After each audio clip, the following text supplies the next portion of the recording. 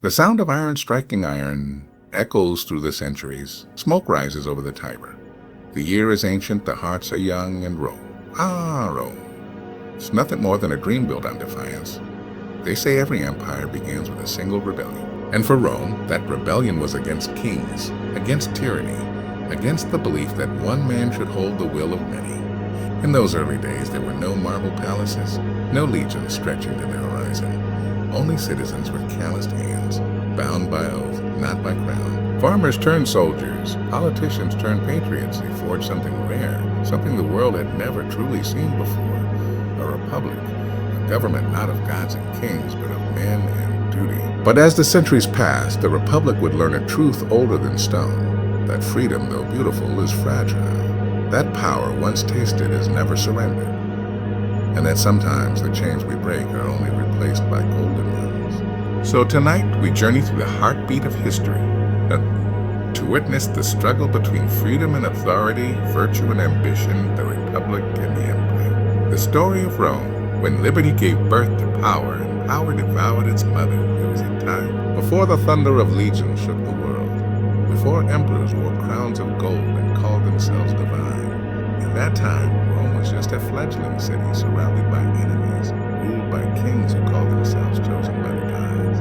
But the people of Rome, had grown weary of eating. They had tasted enough injustice to know that no man, no matter how noble his birth, should ever hold the fate of all in his hands. So they rose. They tore down their monarchy with their own hands and built something unthinkable in their age, a republic. A system where no one man would ever rule again.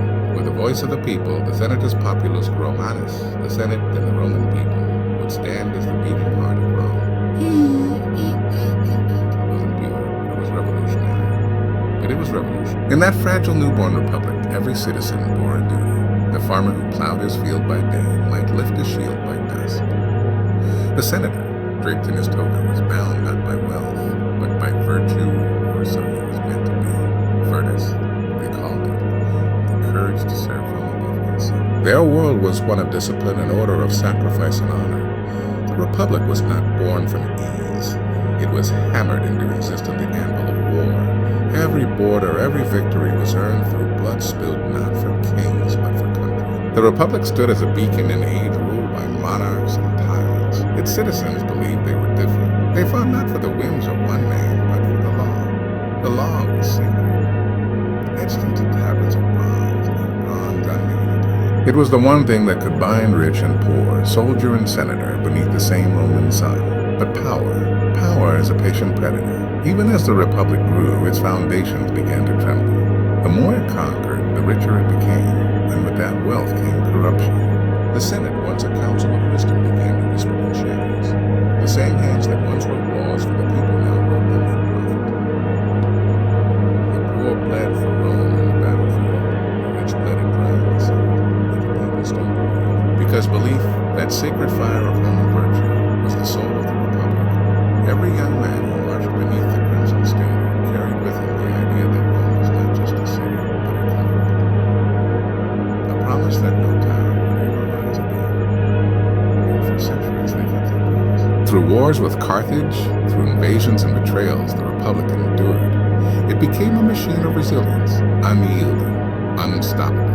The world watched in awe as Rome rose higher and mightier, freer than ever before. But freedom, you would soon learn, carries a heavy price. For when the world bends beneath your feet, when victory becomes your language and conquest your religion, who can resist the call of absolute power?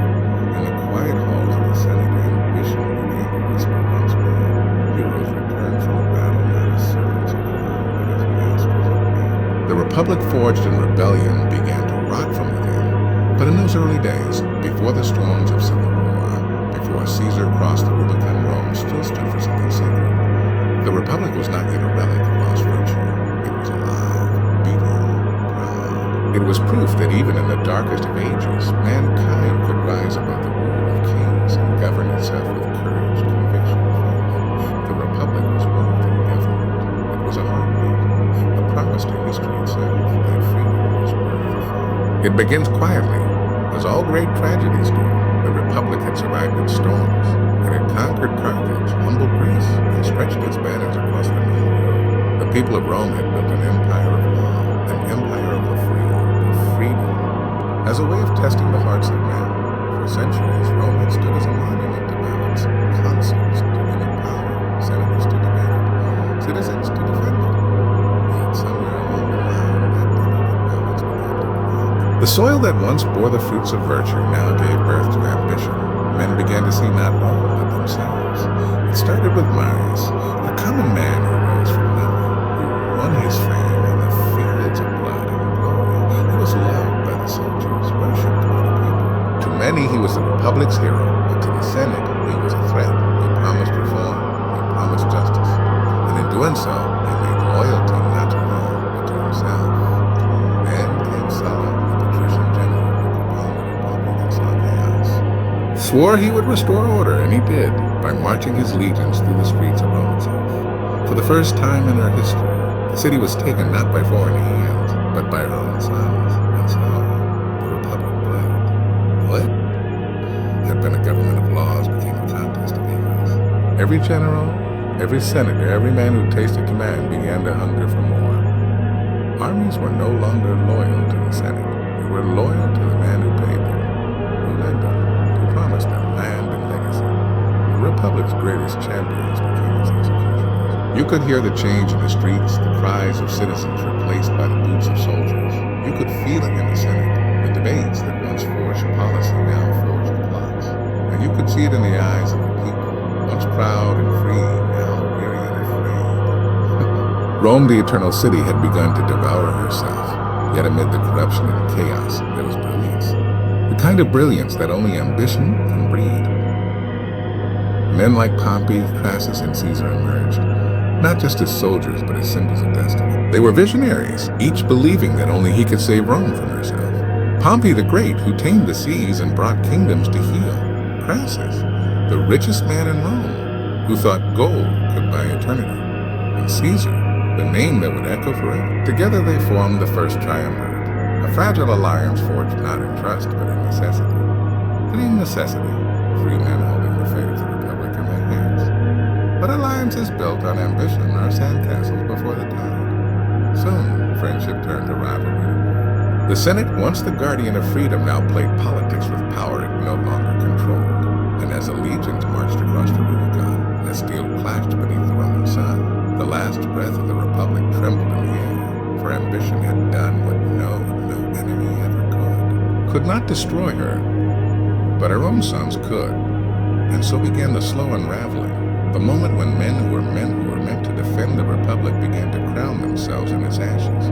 The Republic had been forged by the hands of patriots and broken by the dreams of conquerors. Yet even then, even in betrayal and war, the spirit of Rome refused to die. Because Rome was not just a city, or a senate, or a name carved in marble. It was an idea, no matter how deeply buried beneath ambition. Do not die so easily. The air in Rome grew heavy, not with smoke, nor with fire, but with silence. The kind of silence that follows betrayal, when the people realize their freedom is slipping through their fingers, grain by grain, like sand. The Republic was dying, not with a scream, but with a low whisper. It began in the Senate, where daggers were hidden behind smiles. It spread through the streets, where mobs chanted for their favorite generals instead of their republic.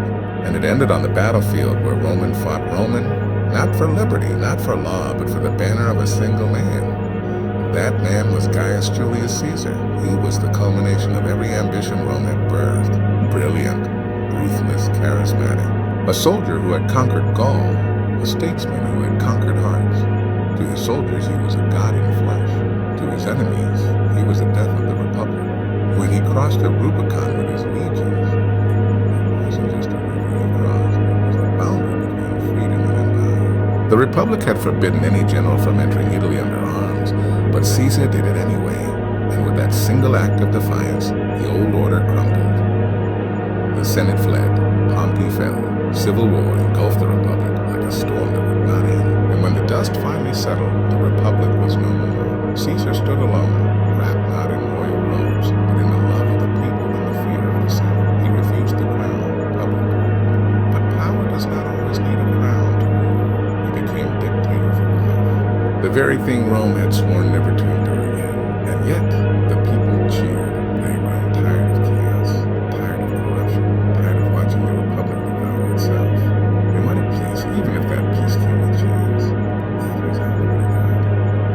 flames of tyranny, but in the applause of a grateful people.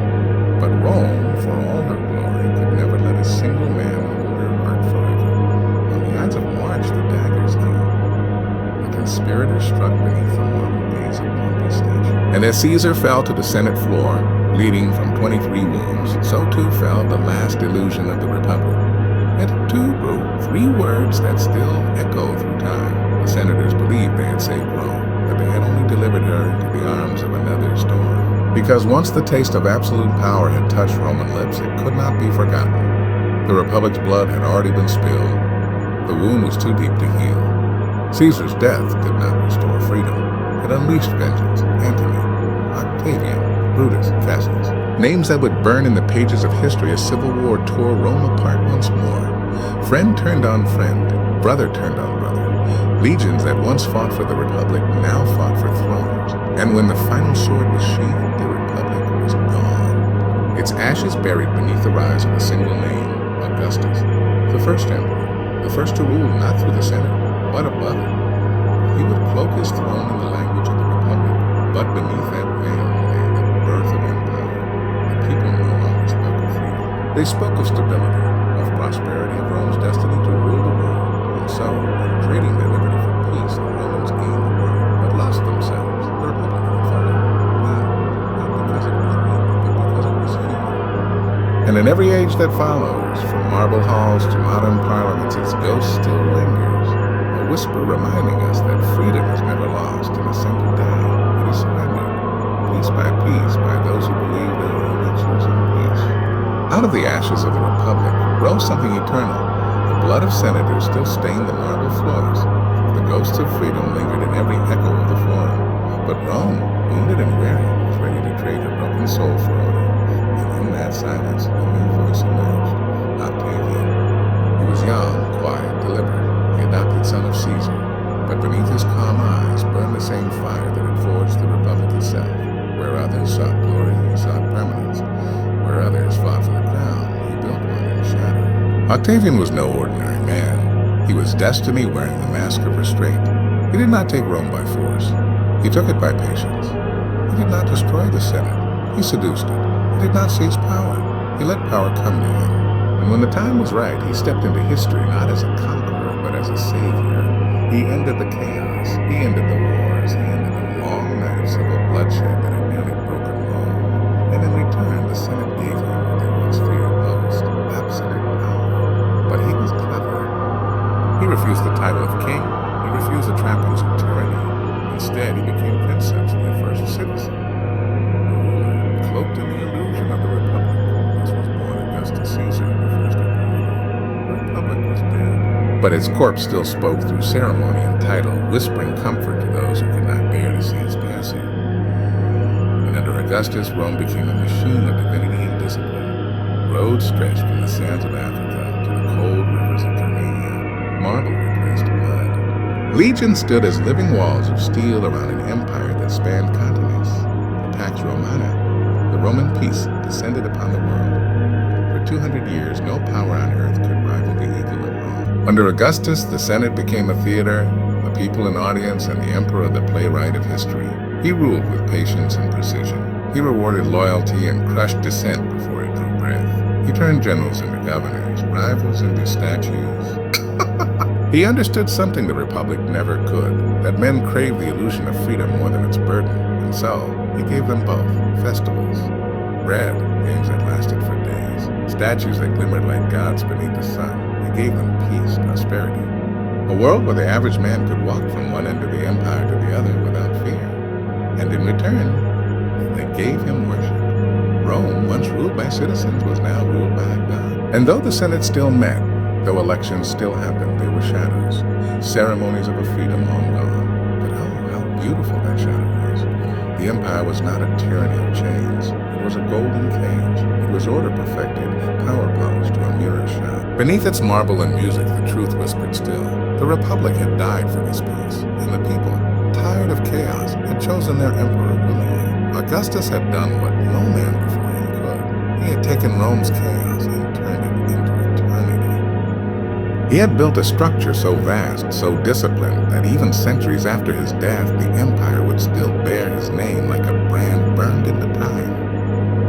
But power, absolute, divine, unquestioned power, always hungers for more.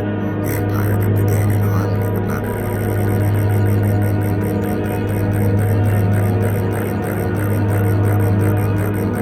The seed of ambition that had destroyed the Republic was still alive, buried deep beneath Rome's golden streets. For now, it slept. But one day, it would awaken again. Because no empire, no matter how mighty, can silence forever the heartbeat of freedom. Time moves like a tide, empires rise and empires fall. But some never truly die. The story of Rome did not end with Augustus, nor with the emperors who came after him. It lived on, in the stones, in the blood, and in the memory of every soul who ever dreamed of greatness. For Rome was more than an empire, it was an idea, and ideas they endure. Two Romes were born from that idea. The first was the Republic, a realm of virtue, of civic duty, of men who believed that no one was above the law. It was imperfect, yes, plagued by greed, torn by pride, but it dared to imagine a world ruled not by a crown, but by conscience. It was a fragile miracle, a flame burning in the dark. The second was the empire, a monument of order carved in marble and pride. It was glory incarnate, a civilization that stretched across continents, uniting peoples under one banner, one vision, one unstoppable will. It gave peace to a world that had known only chaos. It built cities where wilderness once stood, roads where there was only dust. Civilization where there had been only survival. But between those two roads, between the Republic and the Empire, lay a truth as old as mankind itself. Freedom and power cannot live forever in harmony. The Republic believed in liberty and and both, in their own way, were right. For the Republic taught the world that a people could govern themselves, that the voice of many could outweigh the will of one. But the Empire proved that unity, discipline, and order could bend the world to human ambition. Together they forged the spine of Western civilization. Laws, architecture, language, government, each carry the ghost of Rome. Even in our modern cities, you can still feel her heartbeat. In our parliaments, her debates. In our courts, her justice. In our armies, her discipline. Rome may have fallen, but she never truly left us. Because the struggle between the Republic and the Empire did not end with the Caesars. It lives within us. Every age faces the same question Rome did. Do we choose freedom with all its chaos and uncertainty? Or do we choose order with all its strength and control?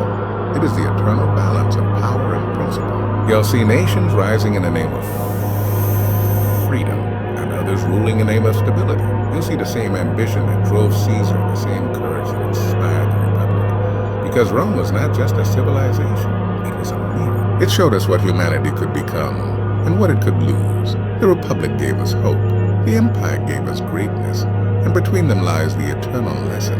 That power, no matter how noble its purpose, will always test the boundaries of freedom. So remember this, every time a nation trades liberty for safety, every time a leader claims power in the name of peace, every time a people choose silence over dissent, Rome whispers. It whispers of senators who sold their souls for comfort, of soldiers who followed glory into tyranny, of citizens who applauded the death of their own freedom. Two Romes, two legacies.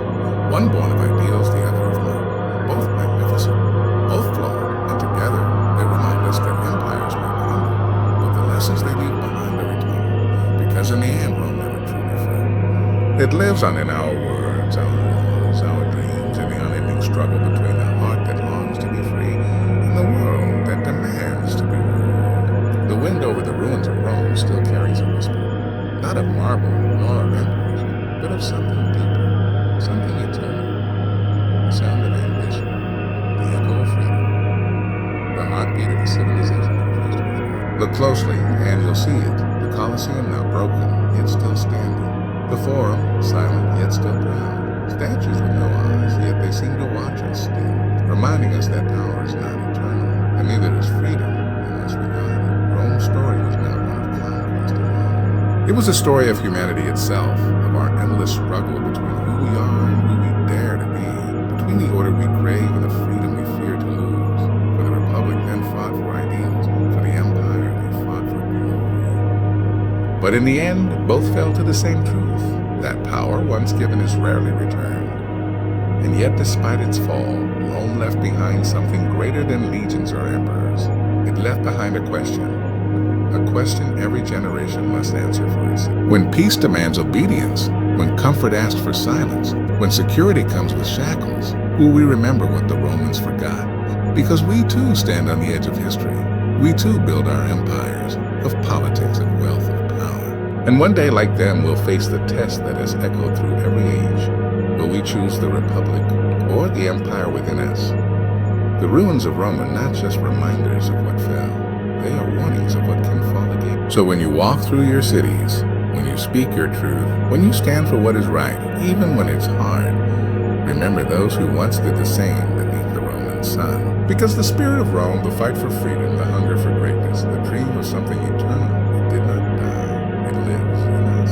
And if we listen closely enough, we can still hear it. The clang of the Senate's gavel, the march of the legions, the whisper of the people who once ruled themselves, not as slaves, not as subjects, but as citizens. So rise, not to build another empire, but to guard the fragile flame that outlasted it, the flame of freedom, the dream of the republic. Because history has shown us this truth again and again, empires fall, republics fade, but the courage to stand for liberty, that is eternal.